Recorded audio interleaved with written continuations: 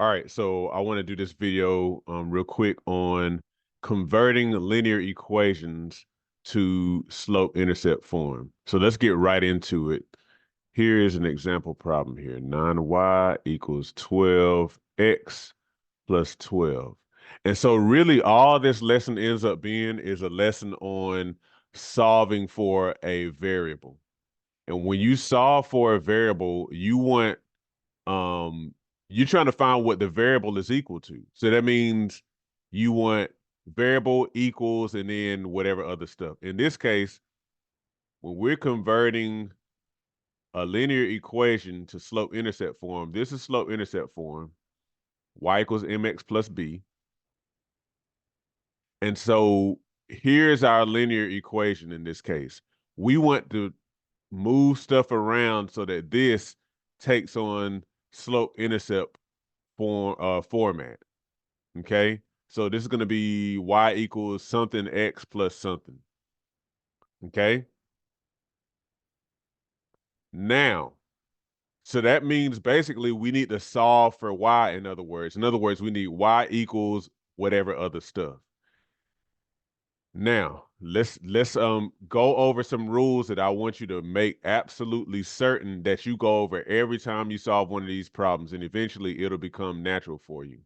So the first thing you want to keep in mind is you want to have, well, I already said, you want to have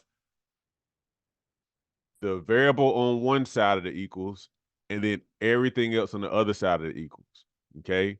So the first thing you want to keep in mind is you want to move, okay, move everything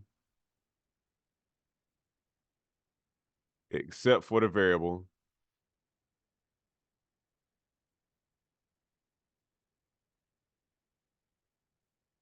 to the other side of the equal sign. Okay, so look at this here. We have negative 9y equals 12x plus 12. Now, we want y, but we have negative 9y. So we're going to want to move this negative 9 right here.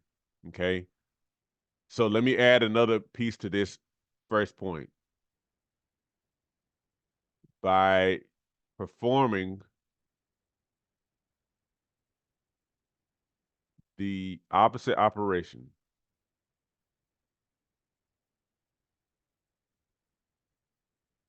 now, negative 9y is negative 9 times y. So negative 9 is being multiplied times y. Now, if we want to move negative 9, we have to move it by performing the opposite operation. It's being multiplied, so the opposite operation of multiplication is division.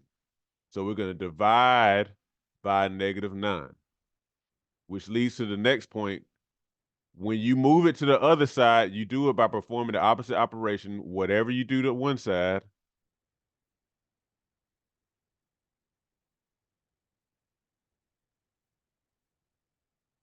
do it to the other side. Uh-oh, do to the other side. Okay? Follow these steps every single time that you solve one of these problems. All right, so since we divided this side by negative 9 to get rid of it, we're going to divide it on this side. That's where the movement happens, okay? Negative 9y divided by negative 9. Remember, that's negative 9 times y. Then that's divided by negative 9. So that negative 9 and that negative 9 divide out to 1, which leaves you with just y there, or 1y, just y, equals. Now, keep in mind, we're dividing this whole side here by negative 9. It's the same thing as 12x over negative 9 plus 12 over negative 9. We're dividing both of these terms by negative 9. So that becomes, so we're going to leave it in fraction form, okay? We don't need to worry about converting to mixed numbers or anything like that. So 12 over negative 9. These have common factors. They have a common factor of 3, okay?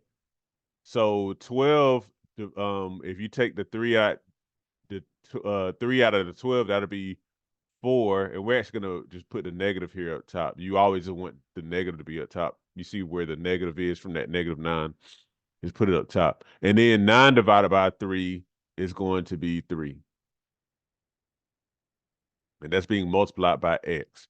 So 12, -12 ninths x is the same thing as -4 thirds x. Then you got, this is going to be -4 thirds too, so -4 thirds. Or you could have said plus -4 thirds, okay? Now, just remember, we always want the negative on top of a fraction. You don't really put it at the bottom because the whole number is negative, so you signify that by putting the negative at the top. Now, 12x over 9 is, or 12x over 9 is the same thing as 12 over 9 times x. Let me write that here. Because if you think about it, that's the same thing as 12 times x over 9, which is the same thing as 12 over 9 times x over 1. These are all the same thing. That's why you can just write the fraction by itself and then have the variable here beside it. That's an understood -4 times x over 3. It's the same thing. It's just a way of writing it. You just write them separately this way. Now this follows the format y equals mx plus b. M, the slope, is -4 thirds. B is -4 thirds as well. Okay? All right, let's keep it going. Follow the steps every time. That's how it's going to become second nature at some point. Let's do this one.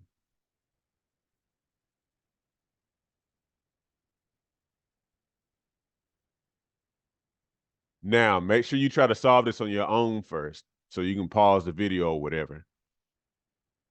So let's keep on going. Remember, this is a linear equation that we want to convert to y equals mx plus b format. So we want to move everything, first point, move everything except for the variable to the other side of the equal sign by performing the opposite operation. Now, we want y to be on this side of the equal sign. Right now we have 18y, and then we have these other terms here. We're going to want to move 17x. We're going to want to move -18, and then we're going to want to move the 18 that's being multiplied times y. Now, you cannot move, so let me add another point here.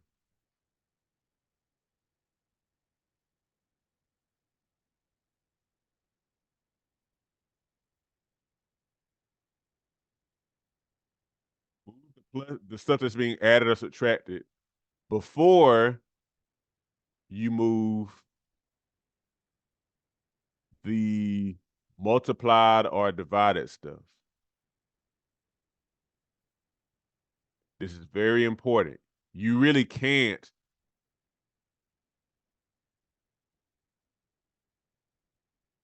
So let me reiterate so you can kind of see what I mean by that. So you have 17x plus 18y minus 18 is 0. We know that we just want y on this side of the equal sign. So that this -18 has to go, this 18 being multiplied by the y has to go, and this 17x has to go.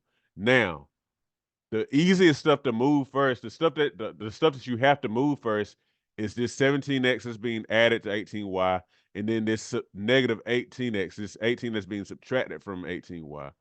These are easiest to move. You can't really move the 18 that's being multiplied by y until you've moved these two, okay? Because you can't divide this. If you try to divide this by 18 to get rid of that 18y, you really have to divide the whole side by 18y. Everything just messes up. You can't really, and that's not going to really get you anywhere.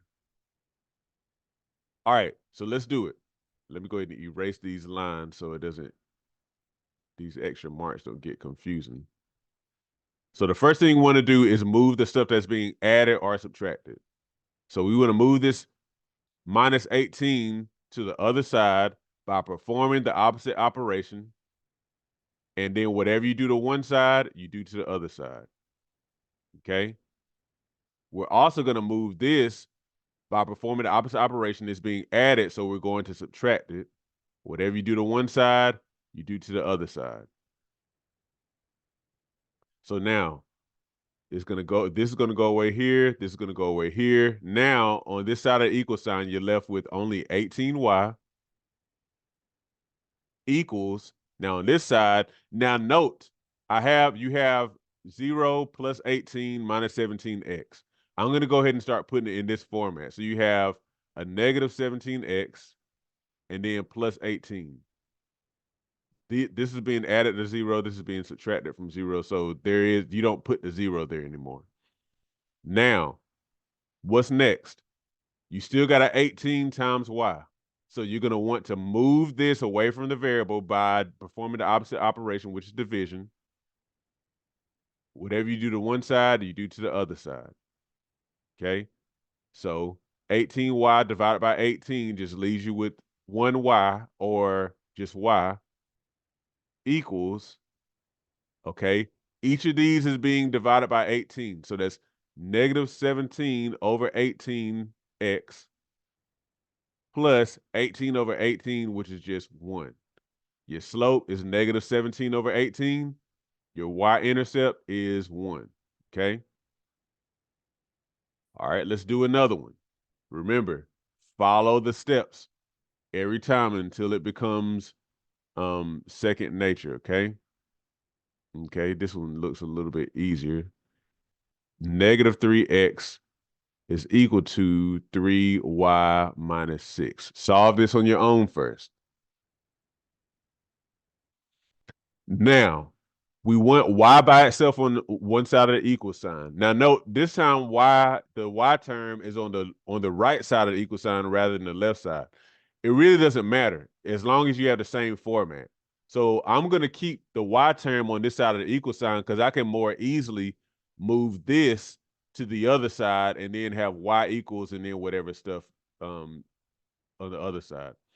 So the easiest stuff to move is the stuff that's being added or subtracted to that y term.